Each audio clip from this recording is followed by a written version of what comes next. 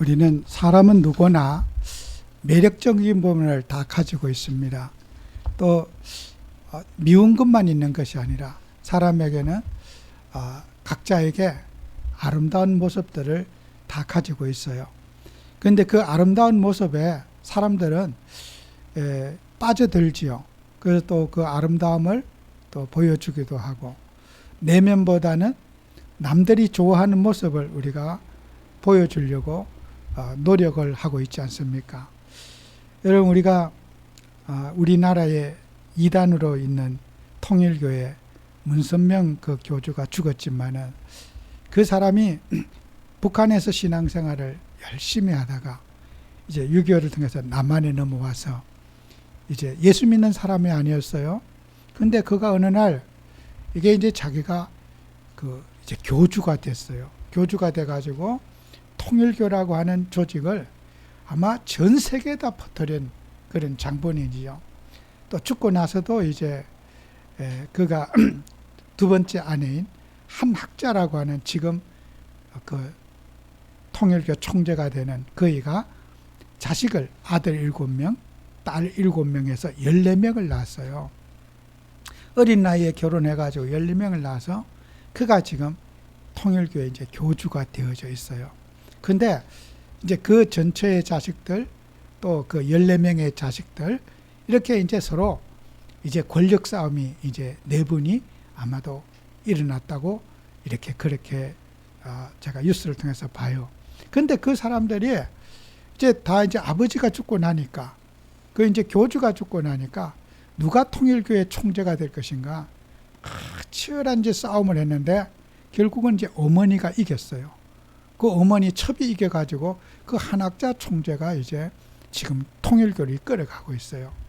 근데 제가 들리는 그런 여러 가지 소문을 옛날부터 통일교에서 국회의원을 지원해주고 있는, 당선시키는 그 국회의원이 100명은 넘는다는 제가 얘기를 확인된 건 아니지만 들어왔어요. 근데 정말 그 통일교회 그 교주는, 총재는 이 나라의 막강한 실세 중에 실세고 권력자 중에 권력자예요. 그래서 이번에 지난주에 검찰의 그 조사 내용 가운데 그 한학자가 하는 말이 지금 권성동 의원이 세배하러 오면은 내가 세뱃돈을 100만 원 준 적은 있다, 이렇게 해요. 국회의원이 세배 올 정도면은 그래도 그 당의 실세들이 세배 오고 그 앞에 머리를 조아릴 정도면은 이 보이지 않는 정사와 권력이 얼마나 세다는 걸 볼 수가 있잖아요. 그럼 국회의원이 세배 갈 정도면은, 내가 왔으니까 세뱃돈 줄 정도면은 얼마나 정말 보이지 않는 권력이 막강하다는 것을 볼 수가 있지 않아요? 여러분, 우리가 사람들에게는 이런, 인간에게는 매력, 인간에게는 어떤 그런 재주, 여기에 우리가 매력에 빠지다 보면은 어느 날 사람이 이제 선을 넘게 되는 거예요. 그래서 통일교 문선명 교주는, 죽은 교주는 하루에 기도 생활을 12시간 이상씩 합니다. 24시간 중에 기도 생활을 12시간 이상 한대요. 아무도 만나지 않고 매일같이 기도 생활을 12시간 이상씩 한답니다. 자, 그렇게 여러분이 기도하는, 만약에 목사님이 하루에 12시간을 앉아서 기도한다, 성도들이 존경하겠습니까? 안 하겠습니까? 야, 우리 목사님은 기도뿐이 모르시고 기도에 완전히 빠져있고 하나님의 인도받는 일에 올인하신 목사님이다. 당연히 성도들은 목사님의 기도 생활에 신뢰할 겁니다. 그죠? 존경하게 될 겁니다.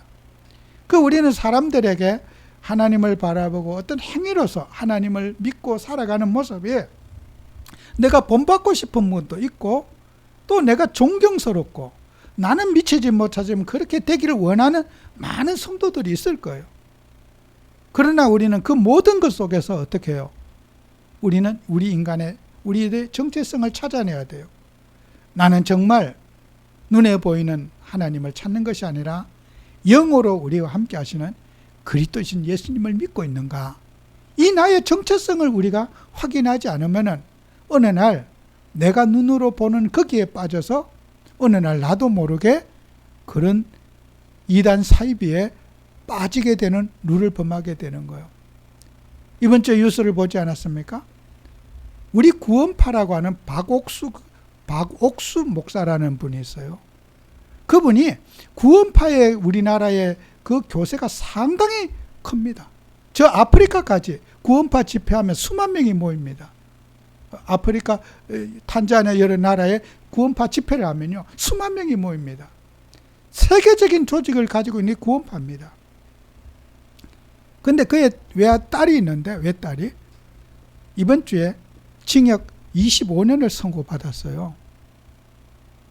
여러분, 우리가 그런 그것도 죄가 아동학대 살인 미수죄로 들어가 1심에서는 풀려났다가 2심에서는 이번 주에 법적 구속을 당했어요. 그에 따르던 모든 사람도 같이 구속을 당했어요.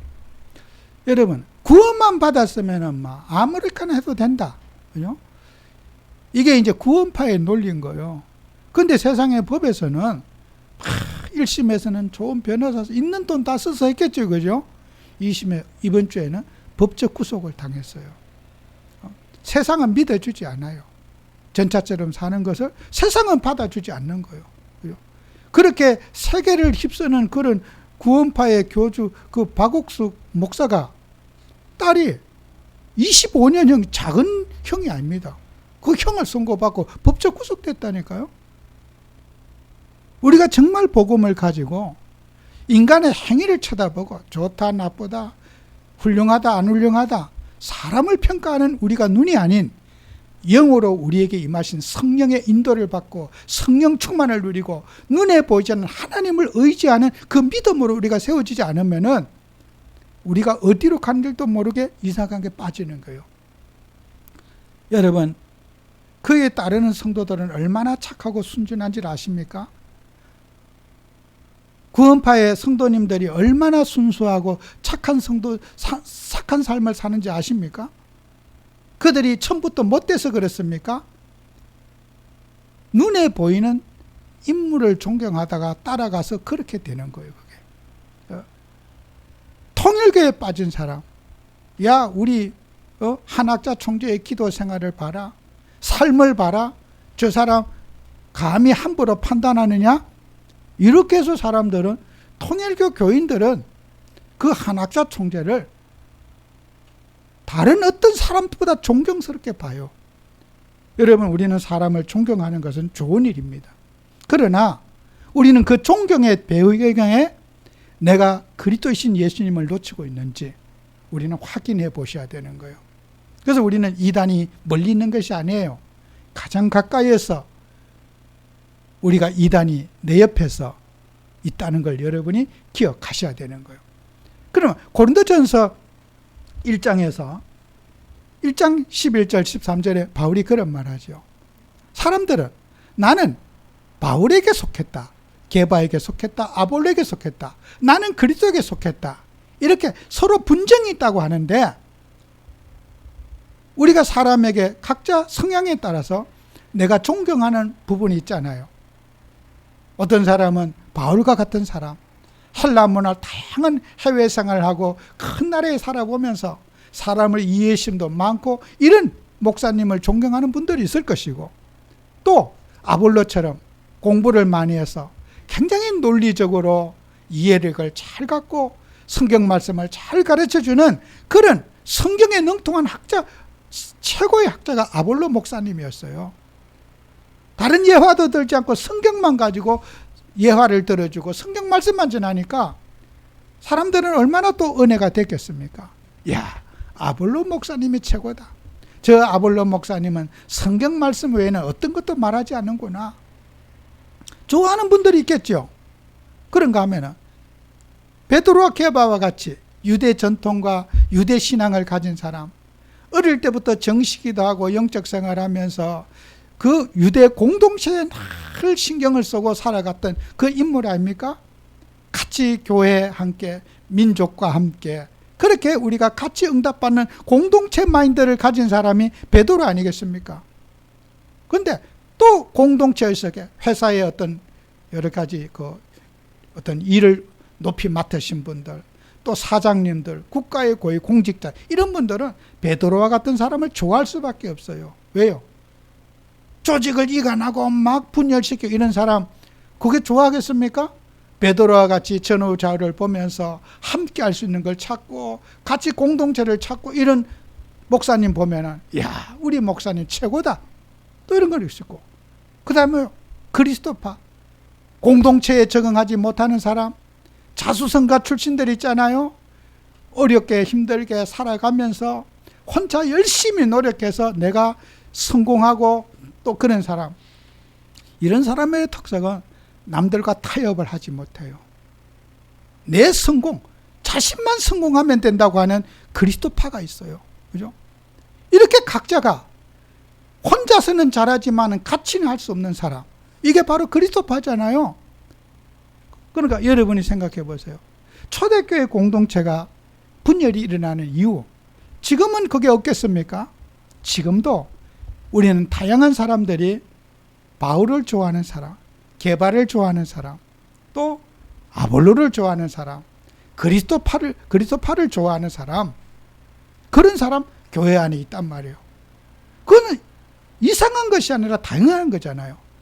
그런 것이 있음에도 불구하고 우리는 예수 그리스도 중심으로, 그죠? 사람의 인격을 따라서 모인 것이 아니라 그리스도 예수 중심으로 우리가 딱 뭉쳐져야 돼요.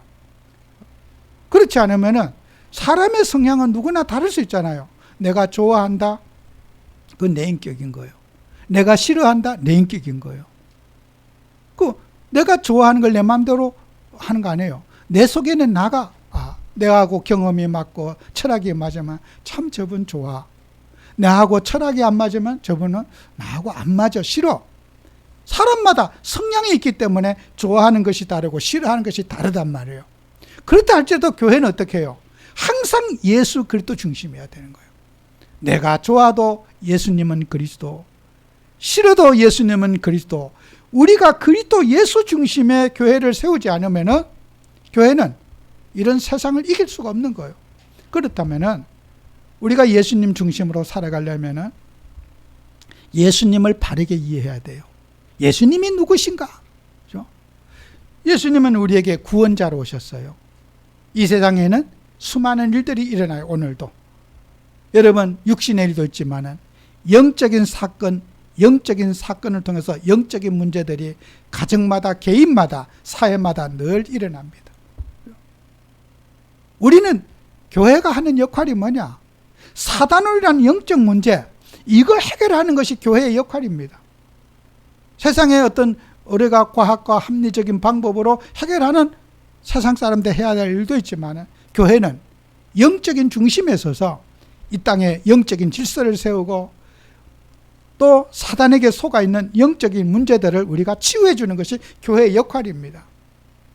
그럼 우리는 교회가 뭘 해야 되겠습니까? 창세기 3장에 인간이 사단을 타락시킨 그 사단의 활동은 이간하고 분열시키는, 그 사단의 하나님과의 관계를 멀어지게 하는 사단의 역사는 지금도 존재합니다. 목사님에게도 사단은 이간하고 존재합니다. 저에게도 마찬가지예요. 사단이 멀리 있지 않아요. 제 자신 속에 있어요. 언제라도 저는 사단에게 노출되어 있단 말이에요. 싫어하고 분노를 느끼고 감정을 느끼고, 사단의 역사입니다. 여러분, 성령의 사람이 되어가지고 갈라디아 5장에 나타나 있지 않습니까? 거기에 16절 이하에 보면은 성령의 열매를 맺어야 되는데 악령의 열매를 맺는 경우가 있어요. 악령의 열매, 성령의 열매는 우리가 늘 강조해서 많이 들었어요. 사랑과 희락과 양성과 온유와 오래 참음, 이런 거 많이 들었어요. 여러분, 우리는요, 악령의 열매가 있어요. 미움, 정오, 분열, 이간, 갈등, 이게 전부 악령의 열매예요. 우리는 나에게 예수님을 내게 영접한 내가 혹시 나에게 악령의 열매가 맺는 것은 없을까? 빛의 열매. 갈라디아 5장 마지막 절, 우리는 빛의 열매를 맺어야 된다는 거예요. 예수님의 열매를 맺어야 되는데, 포도나무를 심었는데 먹지 먹지도 못하는 열매가 맺는 거예요. 예수님이 우리에게 참 포도나무를 심어놨는데 거기에 먹지도 못하는 열매가 맺는 거예요. 그게 말이 되냐는 거예요. 하나님의 자녀가 하나님 자녀의 열매를 맺어야 되는데 사단마귀의 열매를 맺고 있다. 미움과 정오와 감정과 분열을 일으키는 그런 열매가 맺고 있다. 그런 우리가 예수님이 나에게 자녀 삼으시고 정말 우리를 그리스도의 구속에 구속하신 그분이 좋은 열매 맺기를 위해서 우리에게 성령의 열매를 맺으라고 했는데 성령의 열매는 그냥 악령의 열매가 맺고 있단 말이에요. 이거 어떻게 할 겁니까? 우리는 어떤 일에도 악령의 열매를 잘라버리고 그걸 변화시켜서 성령의 열매를 맺도록 해야 됩니다. 저는 이 말씀을 이번 주에 이양래 권사님과 예배하면서 이 말씀을 전하고 왔어요.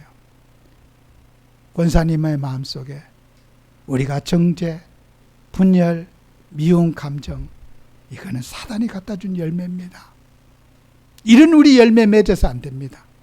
어떤 행동을 어떤 문제를 있더라도 우리는 성령의 열매를 맺어야 됩니다. 기가 어두워서 이 예배 설교를 못 들어요. 그래서 가서 큰 소리로 예배 드려야 돼요. 어떻게 해요? 예배 들어가나 배가 고파요? 하도 소리를 질러가고 알아듣도록 해야 되니까. 여러분 보세요. 우리는요 성령의 열매를 맺어야 되는 거예요. 열매면 다 같은 열매가 아닌 거예요. 악령의 열매인지 성령의 열매인지 검사해 봐야 돼요. 죽어도 나는 이거 옳습니다. 그러면 안 돼요. 악령의 열매는 잘라버리고 그 악령의 열매가 아닌 성령의 열매를 맺는 게 성도의 삶인 거예요. 그래서 우리는 구속하신 주님이 우리에게 은혜를 주셔가지고 성령의 열매를 맺도록 우리를 이끌어 가시는 거예요. 아담과 하와가 속아가지고 마귀에게 속아갖고 하나님이 자녀의 신분을 놓치고 하나님이 주신 축복을 놓치고 사단에게 올무에 빠져가지고 악령의 열매가 맺어가는 인간으로 전락된 거예요. 예수님이 오셔가지고 우리를 나무의 종자를 바꿔주셨어요. 마귀의 자녀로 하나님의 자녀로 나무의 DNA를 바꿔주신 거예요. 우리를 하나님의 자녀란 신분을 예수님 바꿔주신 거예요. 우리를 성령의 열매 맺도록 바꿔주신 거란 말이에요. 그분이 나를 오셔서 그분이 우리를 위해서 대속의 죽음을 당하시고 우리가 멸망받고 죽어야 하고 죗값을 치러야 되고 그런 나를 위해서 하나님이신 그가 오셔서 십자가에 죽으심으로 우리를 자녀라고 하는 신분을 바꾸어 주셨어요. 여러분은 하나님 자녀예요. 우리는 그 구속의 은혜를 누리는 저와 여러분이 되셔야 돼요. 그래서 우리는 예수님은 그뿐만 아니에요. 예수님은 우리를 위해서 죽으시고 끝난 게 아니에요. 3일 만에 부활하셔서 그를 믿는 자에게 성령으로 우리 함께 하셔요. 승리하셨어요. 사망 권세를 깨뜨리고 예수님이 부활하셨어요. 그 부활하신 주님이 재림주로 오실 때까지 우리와 늘 함께하고 계시는 거예요. 여러분 힘들고 어려울 때는 하나님이 나를 버리셨나? 하나님이 계시면 내가 왜 이렇게 어렵고 힘들어? 여러분이 힘들어할 때도 주님은 여러분 안에서 늘 함께하고 계십니다. 하나님이 함께 계시면 내가 왜 이렇게 서운함을 당해야 돼? 하나님이 서운함을 당할 때도 주님은 언제나 여러분과 함께하고 계십니다. 우리는 착각합니다. 어렵고 힘들면 하나님이 멀리 계신 것 같고 하나님이 나하고는 멀리 계신 것 같고 하나님은 우리 안에 나를 지키고 계신 분이에요. 그 그리스도이신 주님이 여러분이 힘들 때도 아플 때도 여러 가지 어려움 당할 때도 주님은 여러분을 버리신 적이 없습니다. 나는 주님을 모른다고 해도 주님은 내 안에서 나를 지키시는 예수님의 보혈을 통해서 십자가의 언약을 통해서 주님은 여러분을 하나님의 자녀라는 신분을 바꿔주셨어요. 그러면 우리는 누려야 될 게 뭡니까? 여러분은 성도들은 사죄의 확신을 늘 누려야 돼요. 우리가 여러분이 마태복음 18장 21절 21절에 보면은 우리는 용서하는 마음을 가져야 돼요. 나를 용서하는 자가 타인도 용서해 줄 수가 있어요. 여러분, 내 자신이 지은 죄를 예수님이 십자가에서 다 끝냈다고 하는 그 믿음을 가져야지. 나를 용서받아야 돼요. 내 자신부터. 남의 죄를 먼저 용서하는 게 아니라 내 자신을 용서해야지 그 용서의 신앙 속에 타인의 죄도 용서할 수가 있어요. 여러분, 죄를 하나님은 빚으로 표현했어요. 갚아야 될 몫으로. 죄값. 여러분, 죄를 갚아야 될 채무로 성경은 우리에게 말하고 있어요. 그런데 우리는 죄를 갚을 수 있는 능력이 없다는 거예요. 우리 예수님이 오셔가지고 우리는 죄값을 치를 수 없는데 하나님인 그가 오셔가지고 우리에게 죄값을 지불해 주셨어요. 그게 대속주로 우리 주님이 십자가에 오셔서 사람의 몸을 입고 이 땅에 오셔서 우리가 갚을 수 없는 죄값을 예수님이 대신 치러주셨단 말이에요. 우리는 죄 사함을 받고 속죄를 받고 죄의 탕감을 받고 사면을 받았다는 말이에요. 여러분, 우리는 사람들은 사단 마귀는 지금도 여러분의 양심에 야, 너 죄 문제 끝나지 않았어. 너 죄 졌으니까 벌 받아야 돼. 사단은 지금도 우리를 고소하고 있습니다.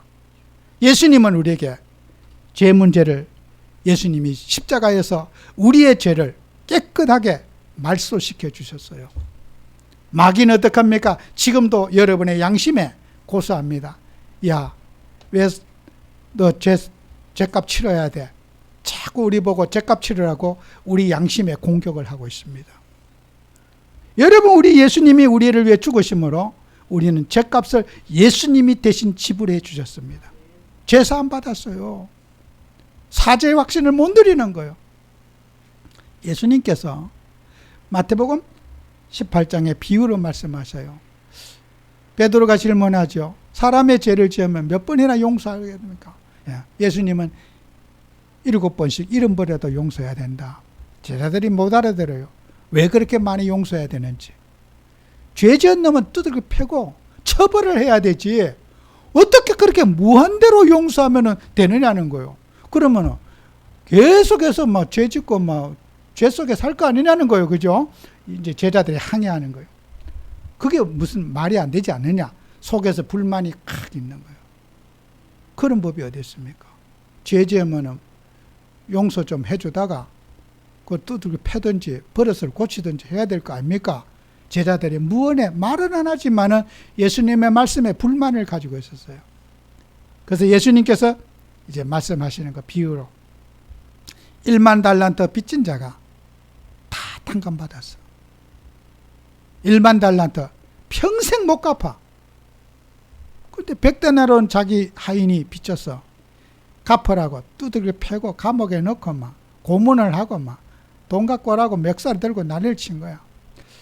그 종이 임금에게 보고를 했어요. 아이, 1만 달란트 빚져놓고 그 종에게 100데나리온 못 갚는다고 멱살이 들고 두들겨 패고 난리가 났다고. 그러니까 주인이 불렀어. 1만 달러 빚진 탕감받은 자를 감옥에 집어넣고 같이 집어넣은 거야. 여러분, 1만 달러 빚진 평생 못 갚는 사람 아니에요? 못 갚을 그 죄를, 죄값을 못 갚는데 탕감해 줬어. 그러면 내가 자유롭게 살아야 될 거 아니에요? 나는 평생 못 갚을 죄를, 이 죄, 빚을, 문서를 다 찢어버리시고 갚았다. 그런데 이 종, 탕감받은 자가 자존심이 남아가지고 내가 시간만 있으면은 내가 신세 안 지고 다 갚을 수 있는데 알뜰하게 모으고 절약해서 모으고 종에게 100단위로도 다 모아갖고 철저하게 모아갖고 내가 앞으로 100년만 모으면은 1000년만 모으면은 갚을 수 있어. 내 노력과 의지로 이 1만 달러 빚진 자는 갚을 수 있다고 생각한 거예요. 100데나리온이 문제가 아니라 알뜰하게 모아가지고 내가 노력해서 내 의지로 내가 이 빚 갚을 수 있어. 여러분, 우리 성도들이 이 땅에 살아가면서 종교에 못 빠져나오는 거 있습니다. 내가 노력해서 빚 갚을 수 있어. 내 의지로 빚 갚을 수 있어. 죄값 치를 수 있어. 행여나 여러분이 그런 생각 스쳐가면서라도 하고 있습니까? 회개하세요. 예수님만이 우리의 인생의 죄 문제 해결자입니다. 못 갚아요. 죄인인 내가, 죄 속에 살아간 내가 무슨 방법으로 우리의 인생의 죄 문제를 해결할 수 있겠습니까? 우리는 창세기 3장의 원죄 속에 빠지는 인간이 어떻게 내 스스로 죄 문제를 해결할 수 있겠습니까? 죄 없으신 우리 주 예수님이 아니면은 우리는 죄에서 해방받을 수가 없습니다. 아무리 행실이 이상해도 죄 문제 해결자는 그리스도이십니다. 같은 죄를 10,000번을 지어도 예수는 그리스도이십니다. 이게 복음입니다. 여러분이 하나님 믿으면서 우리는 사죄의 확신을 가지고 살아야 돼요. 그 사죄의 확신 속에 여러분 성령의 충만함이 임합니다. 성령의 충만함이, 사죄의 확신 속에 성령이 충만하고 성령의 능력이 나타나고 죄의 세력을 이길 수 있는 힘이 성령의 능력으로 일어나게 되는 겁니다. 그런데 사람들은 우리의 노력으로, 우리의 의지로 죄를 갚을 수 있다고 착각하는 겁니다. 그죠? 여러분, 우리는 하나님 믿으면서 우리 자신들이 이런 사람들에게 내가 용서받을 수 없는 일을 주님이 나를 용서해 주셨다면 우리는 타인의 모든 허물도 주님의 십자가에서 용서해 줘야 됩니다. 그죠? 그게 그리스도인의 자세인 것입니다. 오늘 우리가 예수 믿는 하나님 자녀가 이 언약을 여러분의 가슴속에 딱 새겨야 됩니다. 우리는 사람의 인격을 보고 삶을 보고 복음을 의심하는 사람 많아요. 저는 많은 귀신에게 시달리고 억압된 사람들, 십자가의 복음 아니면 그들 치유되지 않아요. 죄의식에 눌려있고 정신의 노이로제에 걸려있는 사람들, 인격에 눌려있고 행위에 눌려있는 그 사람들, 저는 30년 이상을 현장에서 저는 복음을 확인해 봤습니다. 그리스도의 복음이 아니면 사람 변화되지 않습니다. 치유될 수가 없고 귀신이 떠나가지 않습니다. 예수님의 십자가 보혈 속에 성령의 감화가 일어나고 성령의 감동이 일어나고 죄를 이길 수 있는 힘이 복음 속에 생겨지는 겁니다. 여러분이 이 언약을 꼭 붙잡으셔야 돼요. 그럼 우리는 복음 가진 하나님 자녀는 반드시 여러분 붙잡아야 될 일이 우리 성도님들의 정체성, 신분을 잘 붙잡아야 돼요. 빌립보서 1장 6절에 말씀하고 있잖아요. 우리 안에 착한 일을 시작한 시가 그리스도 예수의 날까지 이루실 줄 확신한다.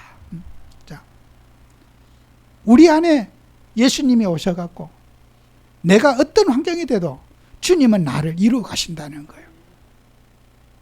주님은 나의 그리스도가 되시고 나의 왕이 되시는 거예요. 그분이 내 인생을 주관해 주시는 거예요.